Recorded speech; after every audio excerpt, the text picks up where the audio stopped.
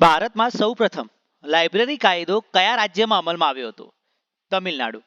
Tamil Nadu library કાયદો કયા વર્ષમાં પસાર થયો? 1948માં. લાઇબ્રેરી લેજિસ્લેશન શબ્દનો અવલંબ કોને કર્યો હતો? ડોક્ટર એસ.આર. રંગનાથને. કોના દબાણ હેઠળ લાઇબ્રેરી એક્ટ રાજ્યોએ પસાર કર્યા? રંગનાથન કમિટી. ભારતના કેટલા રાજ્યોએ લાઇબ્રેરી કાયદા પસાર કર્યા છે? 19 રાજ્યોએ. કઈ રાજ્ય બીજું લાઇબ્રેરી એક્ટ પાસ કર્યું હતું? આંધ્રપ્રદેશ. ગુજરાત લાઇબ્રેરી કાયદો કયા વર્ષથી અમલમાં આવ્યો? 2001. લાઇબ્રેરી સેસ એટલે શું? કર તરીકે વસૂલાતો લાઇબ્રેરી ટેક્સ. રાજ્ય લાઇબ્રેરી કાયદા હેઠળ સરકારી નિયુક્તિ કોણ કરે છે? State library authority.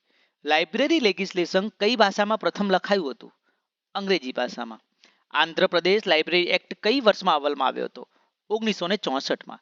Maharashtra public library act ક્યારે પસાર થયો? 1967. કર્ણાટક સ્ટેટ લાઇબ્રેરી એક્ટ કયા વર્ષે અમલમાં આવ્યો હતો? 1965માં. રાજા રામમોહન રાય લાઇબ્રેરી ફાઉન્ડેશનનું કાર્ય શું છે?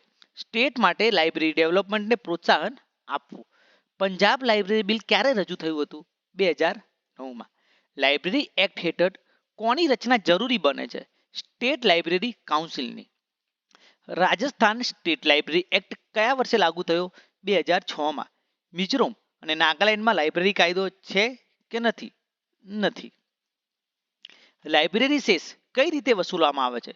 પ્રોપર્ટી ટેક્સ સાથે. લાઇબ્રેરી લેજિસ્લેશનનું મુખ્ય લક્ષ્ય શું છે? લાઇબ્રેરી વ્યવસ્થા, વિકાસ અને નાણાકીય સહાયને સુનિશ્ચિત કરવી.